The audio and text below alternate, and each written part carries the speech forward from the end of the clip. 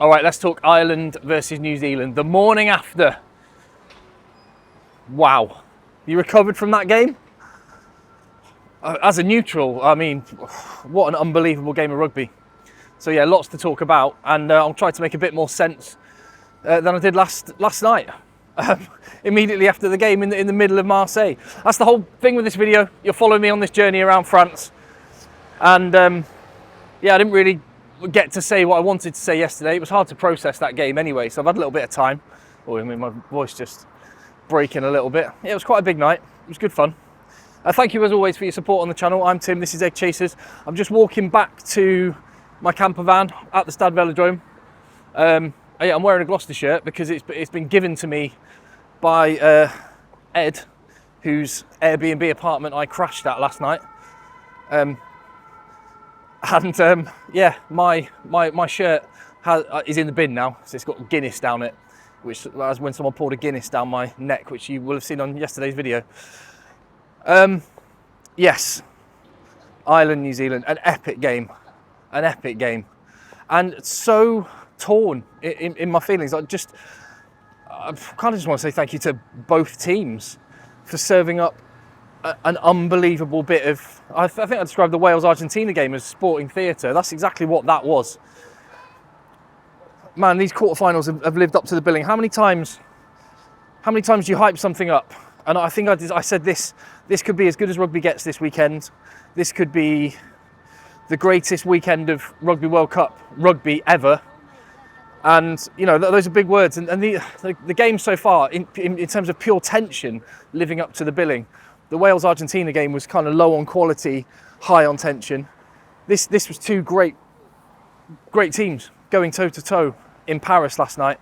And your heart breaks for the Ireland fans. I was there in Paris last weekend. There must have been 60,000 there for the Scotland game. I was there in Paris for the South Africa game. The support was unbelievable. I think someone told me there was some like 30 odd flights out of Dublin to Paris yesterday or over the last couple of days. Just phenomenal. So your heart breaks for those fans. And the ones that are old enough to remember all 8 quarter-final exits have been put through the ringer. And this time it felt different, didn't it? It felt different. Never before have Ireland arrived at a World Cup, the world number ones. They've moved the game on in terms of attacking rugby. Like, again, I think I mentioned this on yesterday's video. It's all quite hazy. But when I was watching Wales, sorry, I'm going to have to get my accreditation out, I just realised.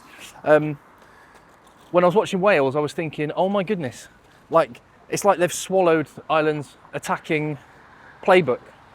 Everyone is now trying to emulate what Ireland have achieved over the last couple of years. And it's just been amazing to watch. And also, and I'll come to New Zealand in a minute, because my goodness me, they deserve some credit. Absolutely. And also, you think of Johnny Sexton, what an amazing servant for Irish rugby he's been. Keith Earls, what a guy.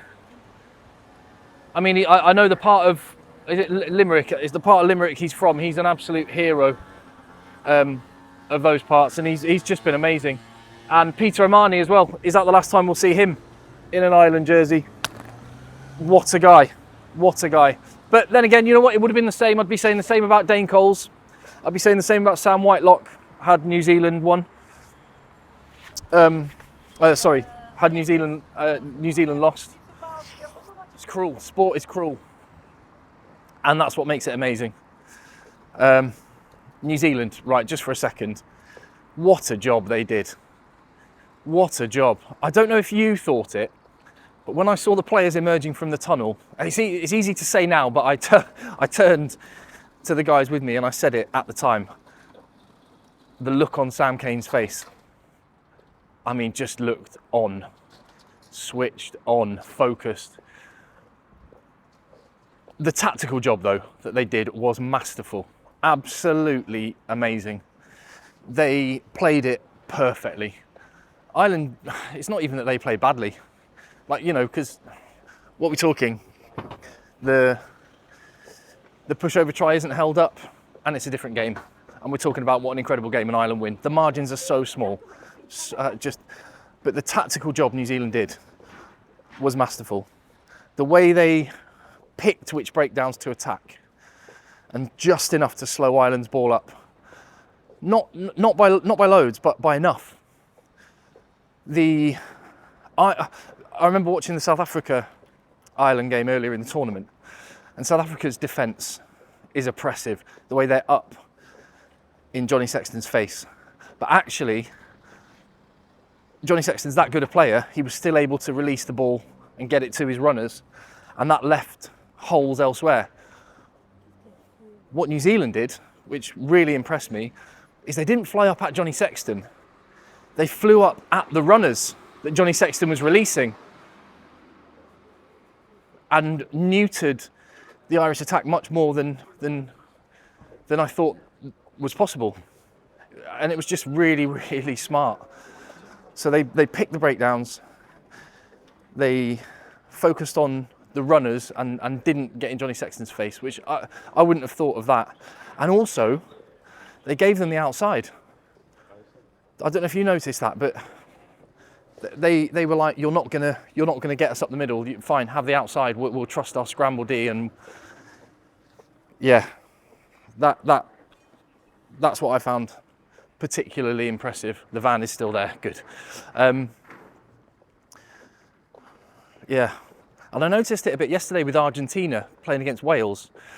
Like, how many times did Lewis Rees-Zammit just have open field on the touchline? And maybe New Zealand and Argentina had some similarities in the way they approach the game. It's like, we trust ourselves to scramble, have the outside, but you're not coming through the middle.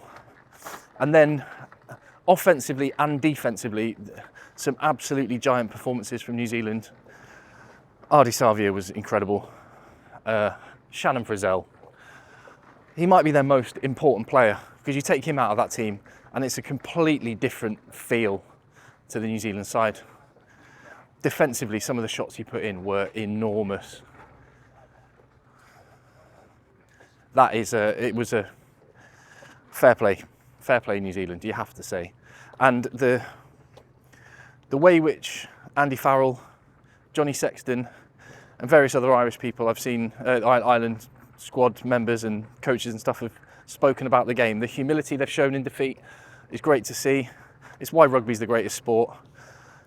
You've got guys that have put years of effort into that, and the pain, and they still just came out and said, well done, New Zealand. And it was awesome. It was awesome. But it's just the beginning. It's hard to say though, right? Because you can't help but think, if I can't win then, when they come in world number one, do you need this, Missy? If Ireland can't win then and there, man, how are they going to shake this quarter-final? 8 quarter-final exits. It's brutal. It's absolutely brutal. What a match. Wow. Yeah, I'm back in the van. Oh, I can actually get changed. I can actually put some proper clothes on. Yeah, thank you very much for your support on the channel, for your patience with me yesterday.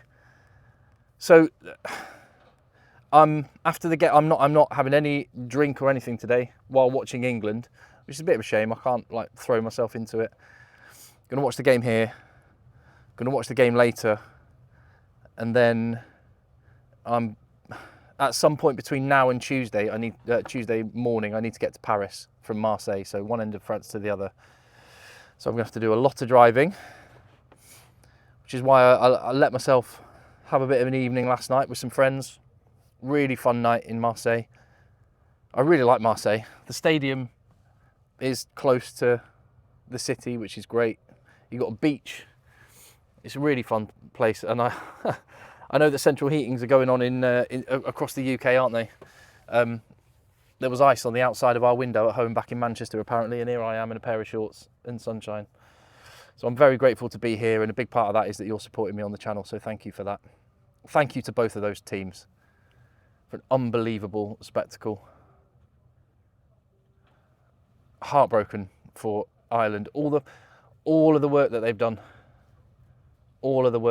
and it just felt different. But I'm in awe of New Zealand, and now they're going to be like big favourites to get to a World Cup final. Wow. Yes, when I'm able to watch the game properly again, I'm just going off my memory. I'll have more videos in the channel. But please, give me your thoughts. How are you feeling today? Is one question, and isn't this sport unbelievable?